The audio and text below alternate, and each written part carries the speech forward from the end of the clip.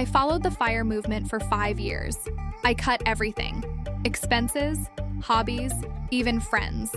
I thought I was building freedom. But the truth is, FIRE destroyed my life, and no one warned me. In this video, I'm sharing the astonishing truth about what actually happens when you chase financial independence too hard. This isn't a video against FIRE, it's a wake-up call. Hey Money Mastery family, it's Emma here, and welcome back to the channel where we turn everyday people into confident money makers. What is FIRE? Before I get into how FIRE almost destroyed my life, let's make sure we're all on the same page. FIRE stands for Financial Independence, Retire Early. At its core, the movement is about escaping the rat race. Instead of working until you're 65 or older, FIRE encourages you to save and invest aggressively now, so you can quit your job decades earlier and live life on your own terms. Sounds amazing, right? Imagine waking up at 40 or even 35, never needing to work another day in your life. No more bosses, no more commuting, no more trading your precious time for money. Instead, you spend your days doing what you want, whether that's traveling the world, pursuing hobbies, volunteering, or just living slow and stress-free. And to get there, the blueprint seems simple. Cut your expenses to the bone. Save 50% to 70% of your income. Invest everything in index funds, ETFs, or real estate. Let compound interest do the heavy lifting. The math checks out. If you can save aggressively and get a reasonable return on your investments, let's say 7 to 8% per year, you can become financially independent in 10-15 years. This idea has exploded online in the past decade. YouTube, Reddit, and blogs are filled with people talking about their FIRE journey. Some retired at 30, some live off $20,000 a year, others travel the world while working remote mini-retirement gigs. There's even subcategories of FIRE.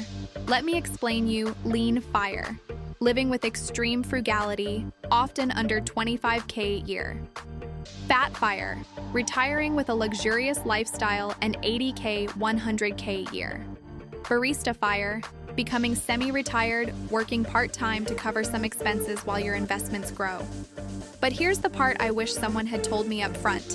While the numbers work, the lifestyle doesn't always, at least not for everyone. What they don't show you on the blogs or flashy YouTube thumbnails is the hidden cost of living like a monk for a decade. What happens when you delay joy? What happens when your entire identity becomes, I'm retiring early? What happens when you hit your goal and feel nothing? That's what this video is really about. Not the math, but the mindset. Because FIRE gave me the plan, yes, but it also took away more than I expected. I discovered the FIRE movement when I was 30. Not by accident, I was desperate for a way out. I had a decent job, but it felt like I was on a treadmill going nowhere. Wake up, commute, emails, meetings, fake smiles, repeat. The weekends felt like band-aids, barely covering the wound of my dissatisfaction. Then, one night, I stumbled onto a FIRE blog. Someone had retired at 35. They were living frugally, investing wisely, and now they were free. That word, free, hit me like lightning.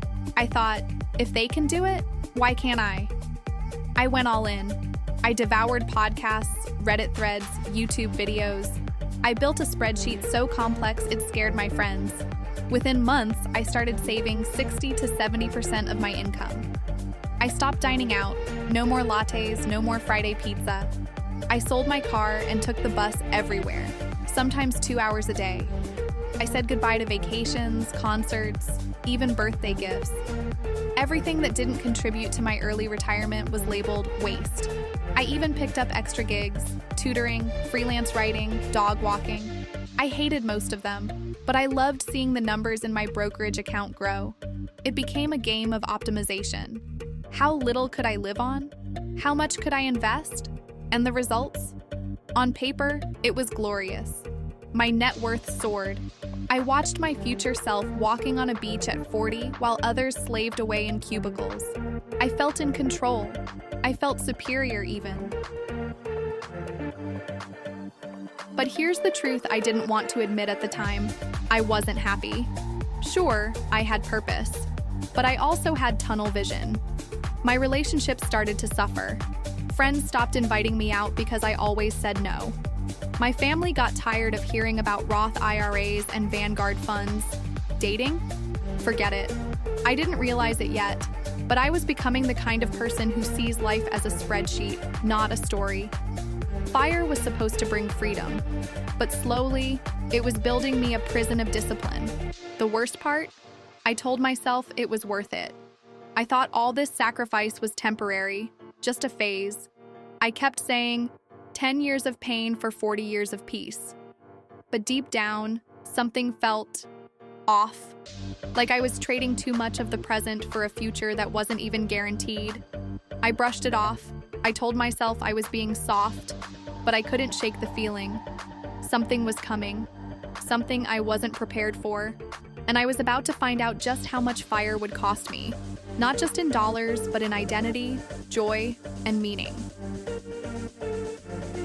Let me break down the part no one talks about. Isolation. I stopped socializing. Why spend $20 on a dinner when it ruins my savings rate? Anxiety. I became obsessed with every dollar. If I spent $5 on coffee, I'd feel guilty for hours. Burnout. Working 2 jobs while minimizing joy led to physical and mental exhaustion. Identity loss. My life became spreadsheets and sacrifice. I wasn't living, I was optimizing. I had money, but I felt broke, emotionally and spiritually. One day, I realized I hadn't laughed in weeks.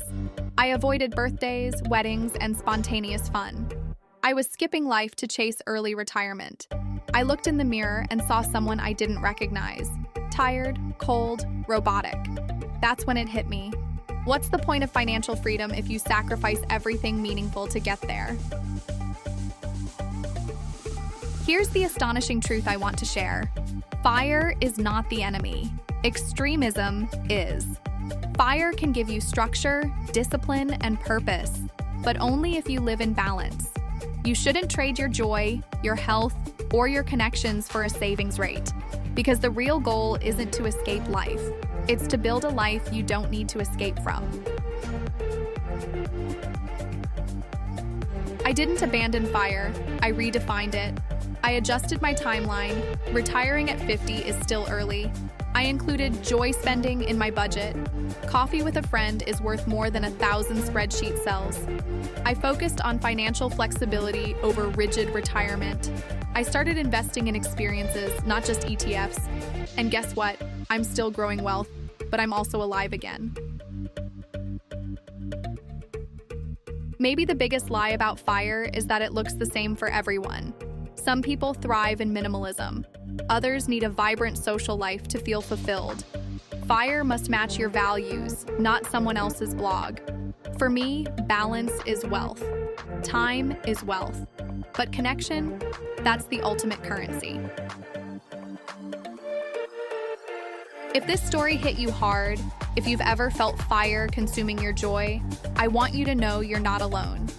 Share this video with someone chasing freedom, and subscribe if you want real, honest conversations about money, not just numbers, but the life behind them.